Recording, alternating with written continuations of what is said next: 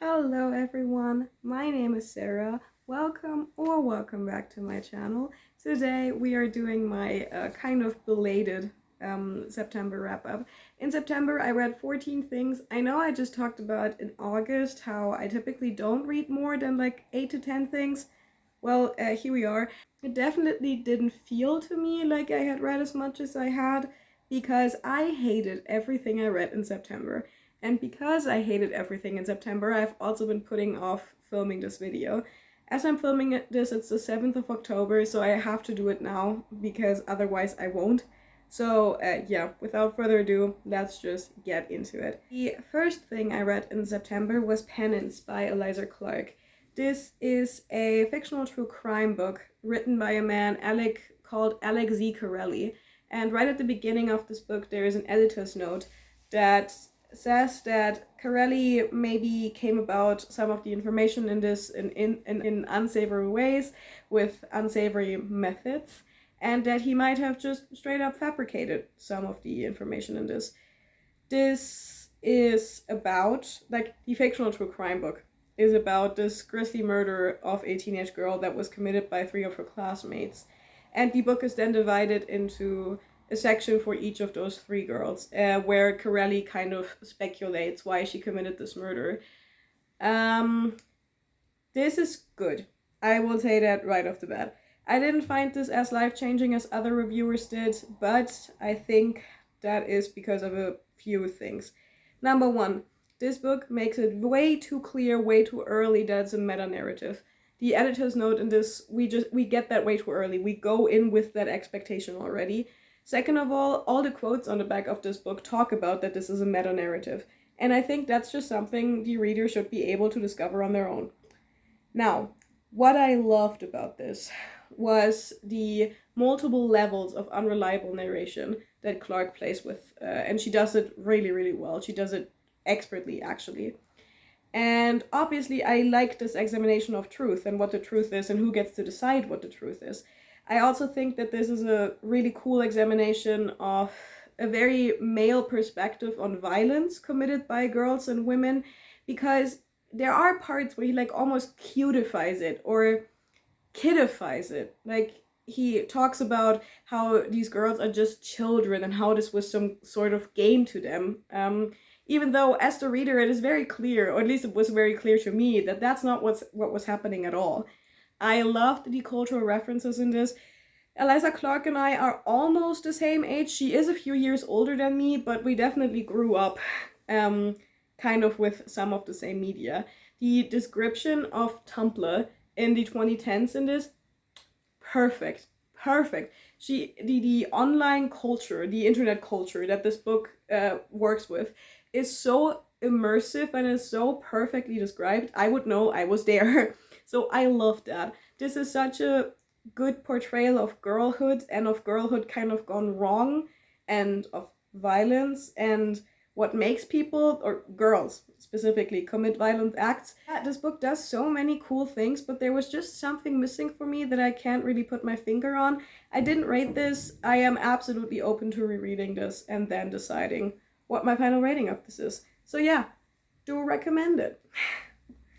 The second book I read in September was Revolutionary Acts, Love and Brotherhood in Black Gay, written by Jason Okondaye. I listened to the audiobook of this. The audiobook is narrated by the author, which is awesome. This pretty much is what it says on the tin. This is a nonfiction book that is basically constructed around the lives of, I believe, 7 or 8 black gay men activists from Great Britain, from East London in particular.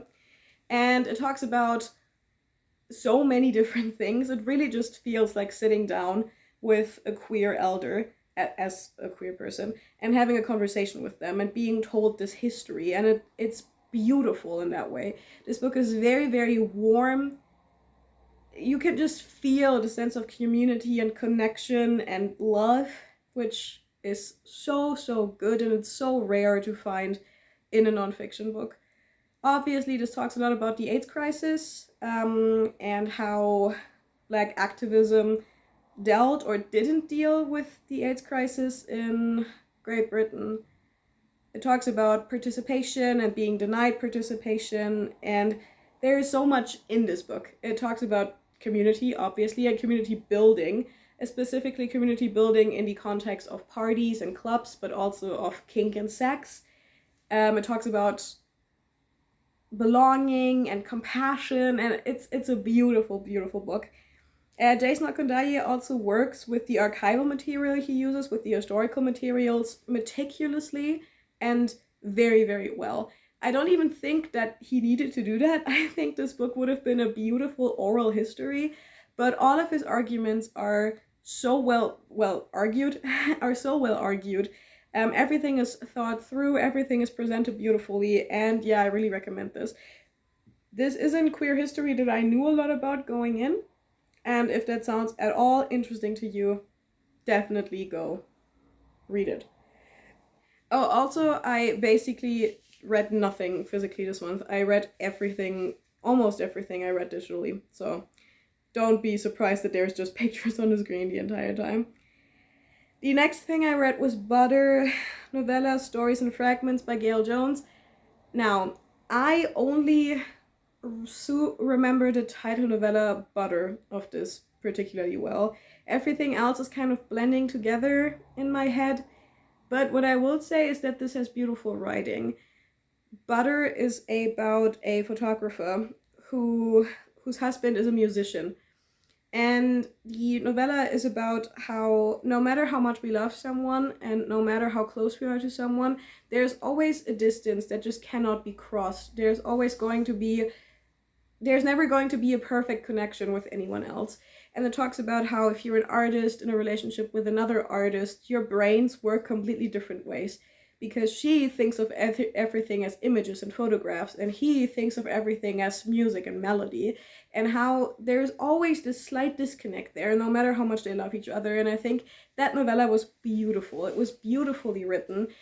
It was beautifully examined, and I really, really enjoyed that title novella.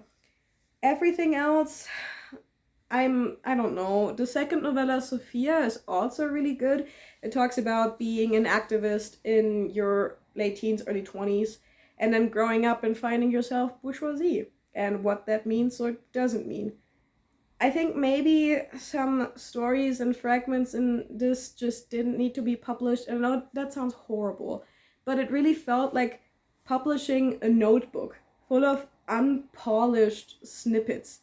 I think it's a great way to kind of get an insight into how this writer's mind works and into their creative process. But I don't know if it's a very entertaining or very good reading experience overall, because it always felt like something was missing. Everything felt unfinished and kind of difficult to wrap your head around. And I just don't think it needed to be like that. Gail Jones has beautiful prose and she has beautiful ideas, but I think this collection should have just been the fully realized stories, Butter and Sophia, and that would have been fine with me.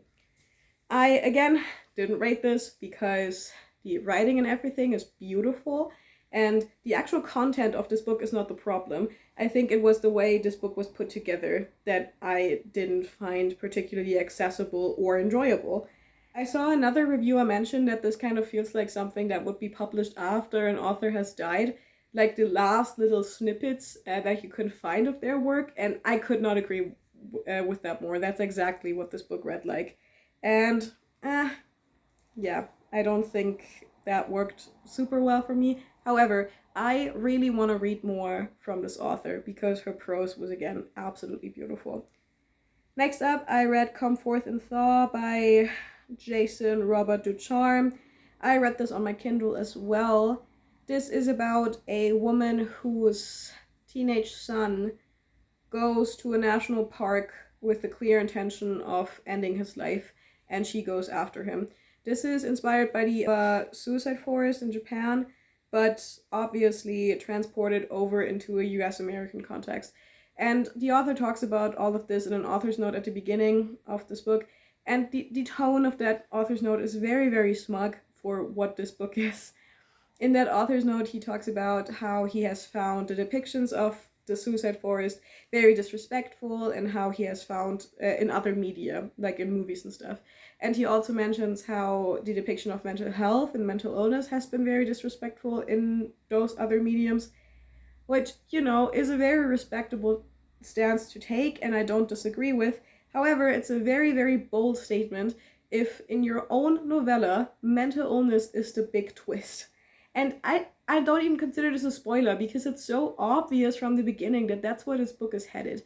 And you can't make this holier than thou, author's note, and then use the exact tropes and the exact bad representation of mental illness that you are criticizing in your book for what's, to me, seemed like nothing but shock value.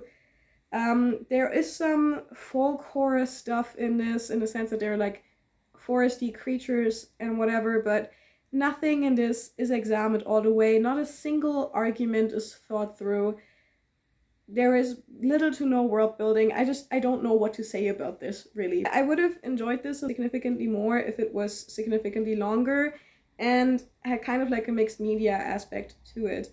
If we had chapters that just follow this character going through the forest looking for her son, encountering these different like folklore-y creatures, and then interspersed we had, I don't know, her patient intake file or newspaper clippings, anything of the sort to kind of hint at the fact that there is something else going on.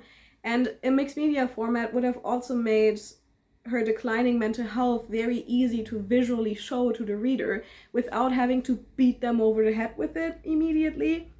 But I can't really review a book based on what I wanted it to be or what I think it should have been or could have been. And I can only review a book for what it is. And what Come Forth and Thaw is not very impressive to me. I gave it 2 stars. I will say, however, that this worked for a lot of other people. Specifically, the mental illness rep and the way mental illness is dealt with in this book seems to work for a lot of other people. So if this sounds interesting to you at all, I don't want to discourage you from reading it. I'm just saying it didn't work for me personally. The next 3 things I'm just going to talk about all together because they're in the same series. That is Venom Volume 1, Rex, Venom Volume 2, The Abyss, and Venom Unleashed. That's the Venom run by Donny Cates leading up to the Absolute Carnage event. Now, I read this because I think this is what the plot of Venom 3, which is coming out at the end of this month, is going to be based on. Basically, this follows Venom and Eddie, and Venom has been having issues, and Eddie has been having issues controlling him. Not controlling him, they have had issues working together, and Venom sometimes takes over and commits these crazy violent acts. And we find out that this is because the symbiote entity, Null, is communicating with the symbiotes on Earth. And I will kind of leave it there. I gave Volume 1 4 stars, Volume 2 3.5, and Venom Unleashed like a 2.5, 3 star. It was perfectly fine. Yeah, I really like this run overall. Again, another review on Goodreads mentioned that Donny Cates clearly was very inspired by the Jason Aaron God of Thunder run, the Thor run, and I can definitely see that. And this reviewer also said that the Venom run by Donny Cates isn't nearly as good as that Jason Aaron run, and yeah, I don't think it's bad at all. I think Donny Cates is a very, very talented writer. He wrote Silver Surfer Black, which is one of my favorite comic books of all time. So I am enjoying this. I'm having a good time. And I want to continue that soon-ish. Probably before the movie comes out, now that I think about it. The second audiobook I listened to is Private Rites by Julia Armfield. This was my 3rd book by the author. I've already read Salt Snow and Our Wives Under the Sea, which were 5 and 4 stars respectively, so I know and love this author. Private Rites takes her in a little bit of a different direction, and I'm unsure if that worked for me super well. I again didn't rate this for a couple of reasons that I will get to. This follows 3 sisters as they try and fail to reconnect after their father dies. Their father was this enigmatic, famous architect that built buildings, that designed buildings, that were specifically made to withstand the climate catastrophe they're finding themselves in. There is intense flooding, it's always raining, and these buildings basically don't sink into the flood. And they have a difficult relationship to their father. They have a difficult relationship to each other. They have different mothers. So there's a lot going on in this book. In typical Julia Armfield fashion, it is very, very quiet. It is beautifully written. The ending, like the last chapter of this, goes completely off the rails, which I didn't expect and I haven't seen from this author before, and I don't know how I feel about. I think this book does many things, and I think it arguably does too many of them. This is a climate catastrophe / climate change book. This is a book about this family trauma, this book about trying to reconnect with your siblings.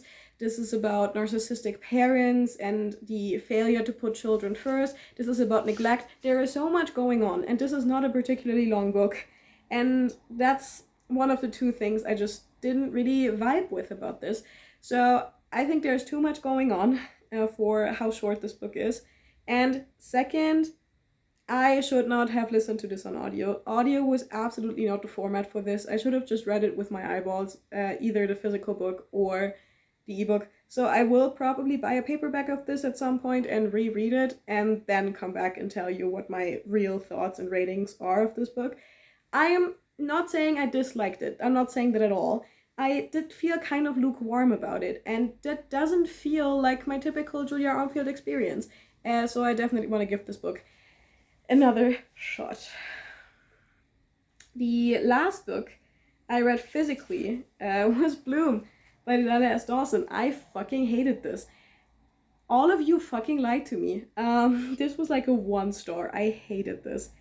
This is about Rosemary, or Ro, and she starts going to this farmer's market where she becomes infatuated by this vendor called Ash, who sells all of these homemade candles and muffins and all of that shit. And they kind of strike up this friendship / romance. It is very, very clear from the first fucking page where this is going. In fact, it is clear from the back where this book is going. Because there are like, the choice of words in the synopsis of this spoils this book, which is insanity to me. Now, why did I dislike this so much? I think the writing in this kind of fucking sucks, which is so weird because the writing is the selling point for this book, right? Like, whenever people review this book favorably, they talk about how great the writing in this is. And, no, I don't think so. It's so corny. Everything about this book is so fucking corny. The writing in this is corny, the way the characters talk to each other is corny, the inner monologue of Rosemary is corny and pretentious and annoying, and this book is also this book also completely lacks any subtlety. There is, like, genuinely, there is a point in this book where every red flag that Rosemary missed is listed. Like, we didn't just read that, like we weren't there. And this book, it makes everything you're supposed to think or feel about this book and anything in it is on page. There is no room for any interpretation, for your own thoughts, nothing. This is so annoying. This is annoying to read. Also, parts of the plot of this hinge on this idea that Rosemary is supposedly this brilliant wordsmith, and we've heard her talk and think this entire time already. So, and then we do get to read 2 of her poems, and they're both bad. So, what the fuck is that about? I think this is also very derivative of significantly better stories. There's obviously To Be Devoured by Sarah Tentlinger. I promise you, if you want the sapphic yearning of this book, including the twist in this, just read To Be Devoured by Sarah Tentlinger instead. It's shorter, it's better, and it's actually beautifully written. And if you like the aspect that everything in this relationship seems to be kind of fine between Ash and Ro, but that Ash forbids Rosemary from going into one specific room, just read The Bloody Chamber. Like, it's right there. Also, another thing that annoyed me so bad, Ash does something very early into this book that should have made Rosemary run for the hills. And it makes no sense to me at all that she didn't, because that's an insane thing to do. And Rosemary just kind of goes, what? So, yeah, corny, predictable, and annoying. And I'm upset. I'm genuinely really upset. I bought a physical copy of this, and I want this out of my house. So, I don't think I will be reading from this author again either. And this does not happen to me a lot. So, yeah, kind of sad about it, but I just didn't like this at all. The next book I read was my only 5-star of this miserable reading month, and that was The Trees by Percival Everett. This book is absolutely insane in the best way. This is essentially about a string of grisly murders in Money, Mississippi, which is the community where Emmett Till was lynched in the 50s. They will find these white men beaten and castrated. And at each crime scene, there is the body of a black man who has also obviously been dead for quite some time. The body of the black man keeps disappearing and reappearing at new crime scenes. So the premise of this is already so bonkers, and Percival Everett is so funny.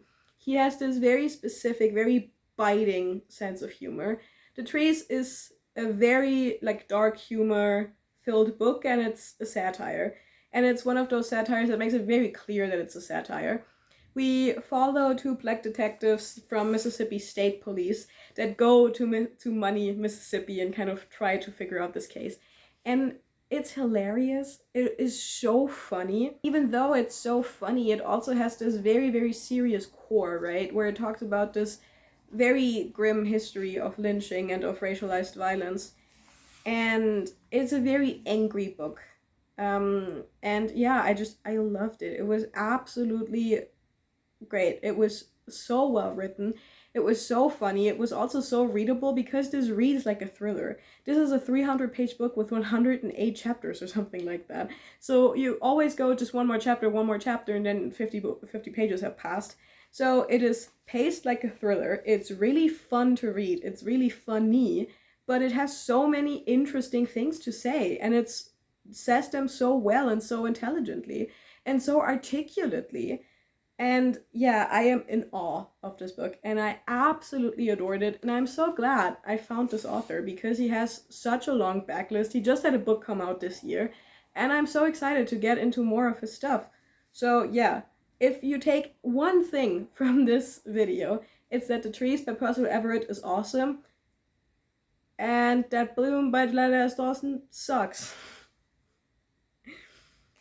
The next book I read was The September House by Carissa Orlando, because when else would you read this? This is like the only month of the year where you can read this.